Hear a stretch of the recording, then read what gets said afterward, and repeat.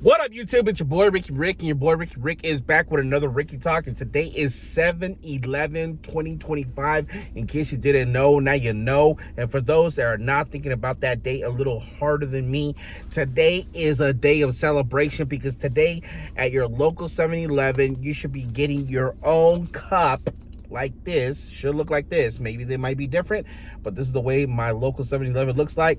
And this is the cup size. This is a really good, nice cup, and it's a good size. You're getting a free slushie, a free icy on a hot ass day like today.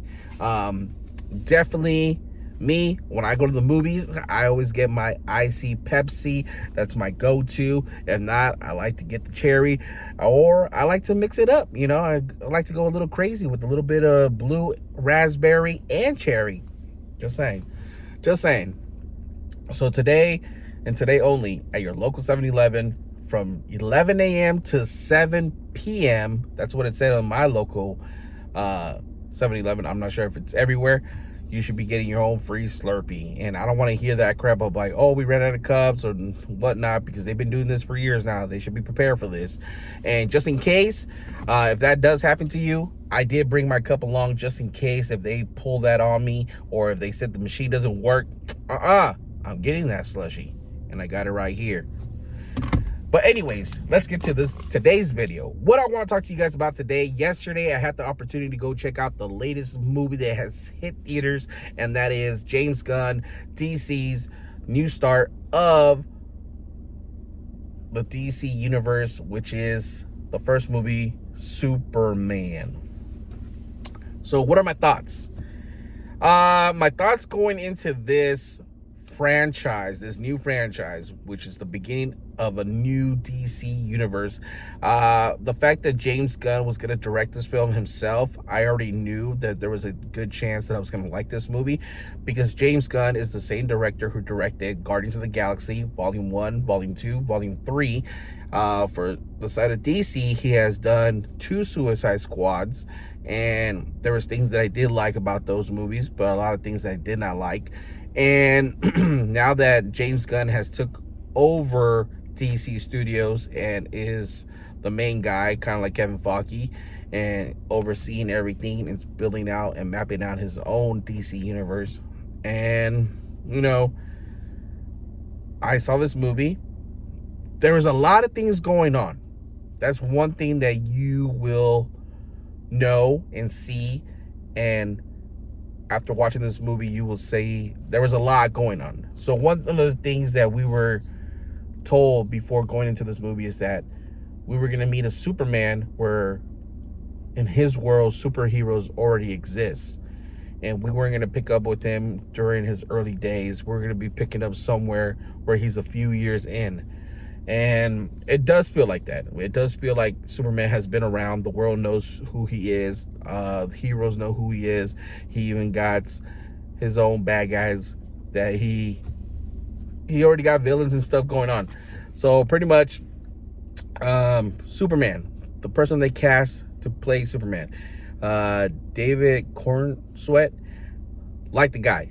As soon as watching him on screen playing Superman a few minutes as Clark Kent and Superman, I can totally buy into it. I see it. He's well built. He's got muscles. He's got the height. He's got the look. So definitely great casting there. Lois Lane, another great casting. Liked her character. I like what she did in this movie. The guy that cast to play Lex Luthor, the villain, wow. Definitely liked his performance. I think he played Lex Luthor really well. We have the, what was it called? The Justice Gang, which is a member of a Green Lantern, Guy Garner, the Green Lantern, Mr. Terrific, and Hawkgirl. Out of the 3, my least favorite was Hawkgirl.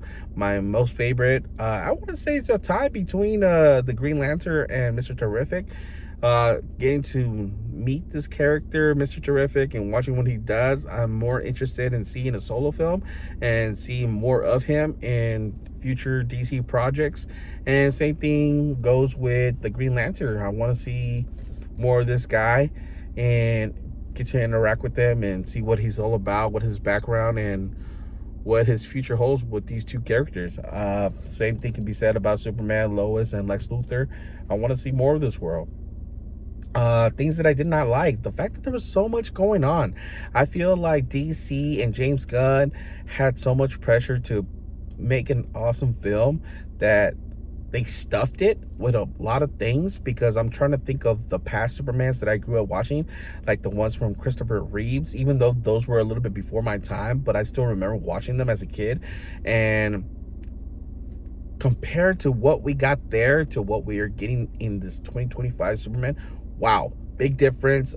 Incredible shots, views, sets, and yeah, man, this movie is beautiful. I will give them that. This movie is beautiful.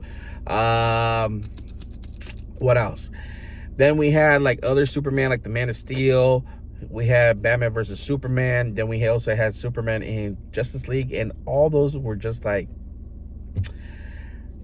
Man of Steel was all right. Batman versus Superman was a disappointment, and the Justice League, yeah, it wasn't. How do you have so many awesome characters and that movie bombs and fails?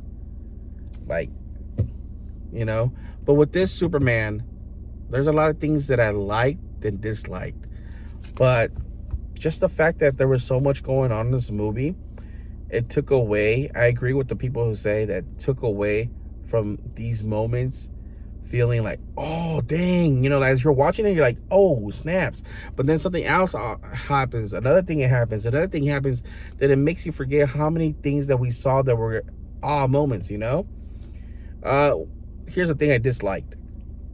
I didn't like I said, that there was too many things going on. One thing for sure that I know that I did not like was the Supergirl introduction. Like, she pops up somewhere in this film, I won't say it so I don't ruin it for y'all, but when she does pop up, she comes in and she leaves.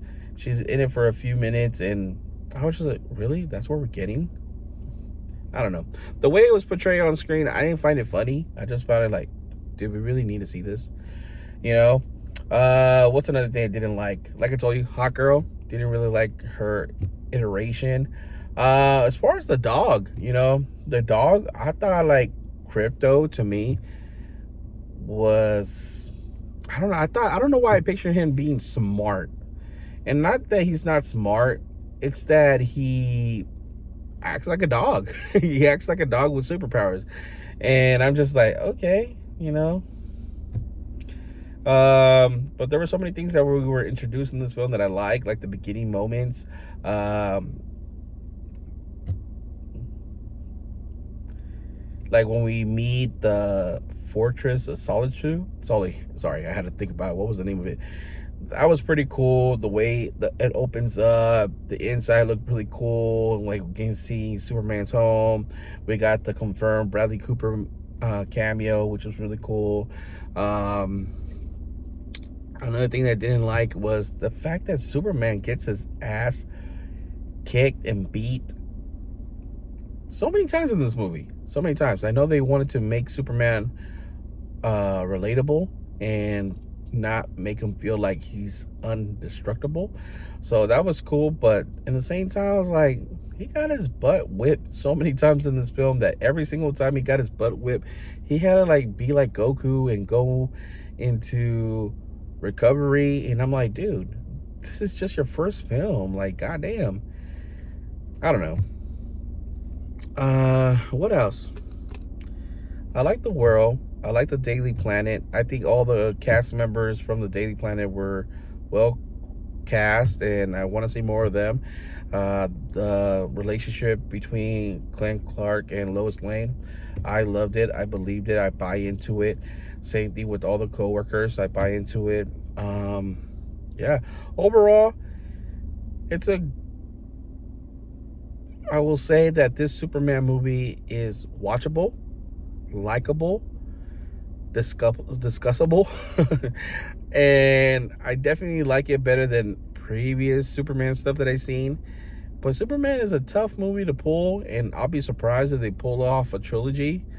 But I would like to see more of this world, and I can't wait to see what else James Gunn has up his sleeve for the rest of the DC universe.